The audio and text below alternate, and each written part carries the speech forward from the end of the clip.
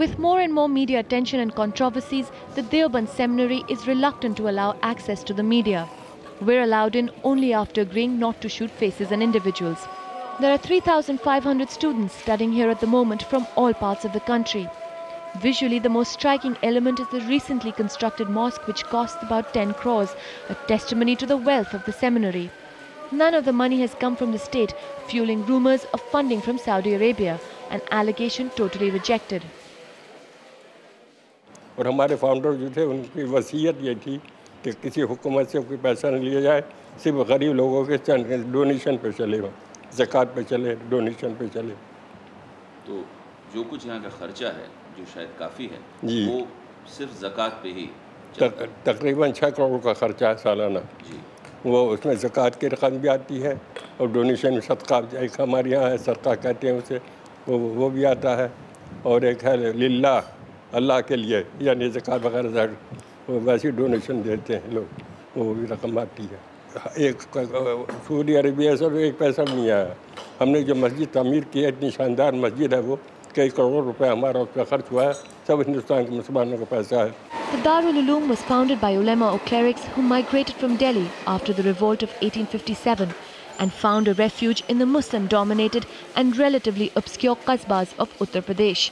It was also partly this reason which fueled the seminary's participation of Deoband in the national movement, and later, in opposition to the Jamaat-e-Islami and the Muslim League, it stridently opposed the formation of Pakistan, something that the 93-year-old Vice-Chancellor was eager to talk about. अंग्रेज़ों ने तकरीबन 40,000 उलमा को शहीद कर दिया था। जो भी दाढ़ी वाला और कुर्ते लंबे कुर्ता वाला दिखते थे उसे शहीद कर देते थे। इस नुक्ता नज़र से कि मज़हब कायम रहा हिंदुस्तान में, और इस नुक्ता नज़र से कि अंग्रेज़ों के ख़िलाफ़ एक तहरीक चलती रहे, जज्बा लोगों में मौजूद हो, इस ख्याल से उन्होंने दारुल उलूम कायम किया था। The seminary is based upon the Hanafi school of Islam, which of the major 4 schools of Islam is one most Indian Sunni Muslims follow.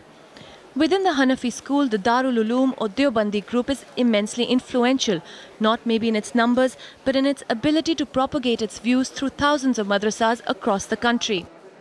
It emphasizes on textual and Quranic learning and discourages the more Sufi practices of venerating dargahs, tombs and ancient pirs, making it the more orthodox centers of Indian Islam, an orthodoxy that extends to issuing fatwas. इस्लाम ने पर्दा को रखा, इस मसला के लिए रखा है ताकि औरत की इस्मत इज़्ज़त आबरू महफूज रहे, कोई हाथ न डाल सके उसके ऊपर, तो पर्दा है। अब मखलूक तालीम के तो हम खिलाफ़ हैं कि मर्द और औरत दोनों साथ पढ़ें, लेकिन अलग औरतों की तालीम के हम कायल हैं। हिंदुस्तान में जो बेपर्दा हुई हैं औरतें, मुसलमान ख़ास तौर पर, वो पाकिस्तान की वजह से, पाकिस्तान जो आई हैं देख के यहाँ बेपर्दा हो गई, वरना यहाँ वो नहीं था। ये हम लोग आप समझाइए कि पाकिस्तान को तो हम सोचते हैं कि वहाँ पर तो एक इस्लामी हुकूमत है, उसको तो इस्लामिक स्टेट ऑफ पाकिस्तान कहा जाता है।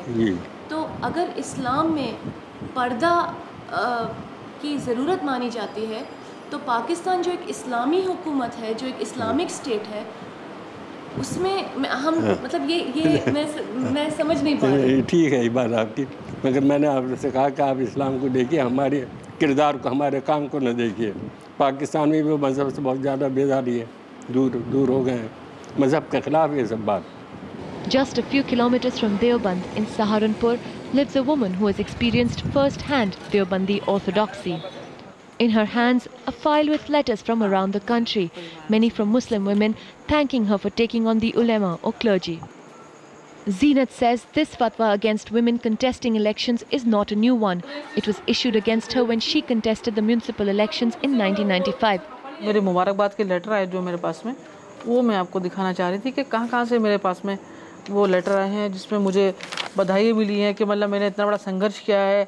उस टाइम में चूँकि मुसलमान औरतें काफ़ी लोग चुनाव लड़ रही थी, तो उसमें उन लोगों औरतों ने ये कहा कि भाई अगर जो ज़ीनत ना ये आवाज़ उठाती, क्योंकि उनको तो हौसला नहीं था, हिम्मत नहीं थी उनकी तो, कि हम लोग दारुल उलूम के ख़िलाफ़ आवाज़ उठाते, क्योंकि फतवा हमारे लिए बहुत मान्य होता है। This is Zeenat Naz's story. 88 में एक चुनाव हुआ, किसी ने मेरे हस्बैंड को चैलेंज कर दिया कि अपनी मिसेस को चुनाव लड़ाओ। जब आप कहते हैं भाई मेरी बीवी पढ़ी लिखी है, काबिल है, स्कूल टाइम में चुनाव बहुत सारे लड़ चुकी, जीत चुकी, तो उन्होंने मेरा पर्चा भरवा दिया। इन्होंने अनाउंसमेंट कर दिया शहर के अंदर कि मेरी बीवी बिना पर्दे मंच पे आएंगी और अपना पब्लिक को संबोधित करेगी देवबंद में। तो इस पे बड़ा हंगामा हुआ। सब लोगों ने कहा भाई आप बुर्खा तो नहीं उतरवा सकते उनका। उन्होंने कहा क्यों नहीं उतरवा सकते कि नहीं, इसमें फतवा जारी हो जाएगा। मेरी अम्मी मेरे फादर गए हुए थे देवबंद, उन्होंने भी मना किया कि हम बिल्कुल बुर्खा नहीं उतरवाएंगे इसका। मेरे ससुराल वालों ने भी इसको मना किया कि बुर्खा बिल्कुल नहीं उतारेगी। हम कैसे जवाब देंगे लोगों को। बाकी मेरे हस्बैंड ने एक बात रख दी सामने कि जो मेरे साथ रहना है इसको तो मेरे कहने पे चलना पड़ेगा, वरना मैं इसको तलाक दे रहा हूँ, उसको घर ले जाइए आप। इस करके सब लोग खामोश हो गए, इसका कोई बात ही नहीं बोल सका कोई।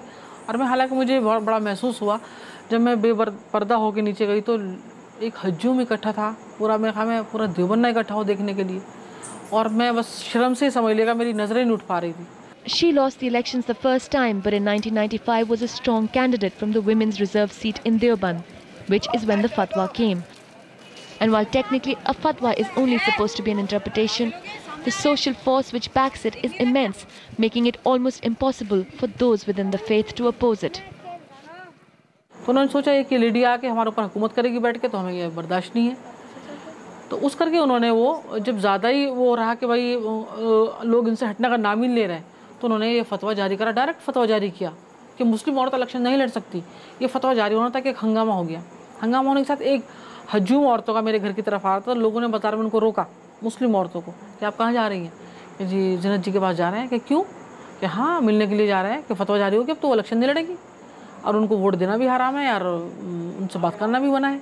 उन्होंने कहा ठीक है, अगर जो हराम है ये चीज़ और गुनाह है ये चीज़, तो हम ये गुनाह एक बार ज़रूर करेंगे, भले ही उसके लिए हमें बाद में तौबा कर लेनी पड़े। फतवा अगर जो जारी होता तो बेनज़ीर भुट्टो के लिए जारी होता, खालिदा ज़िया के लिए जारी होता, नजमा हेपतुल्ला के लिए जारी होता, मोहसिन अक़ीदवा के लिए जारी होता। ये एक छोटा सा चुनाव नगर पालिका देवबंद का, इसमें क्या फतवा जारी होना।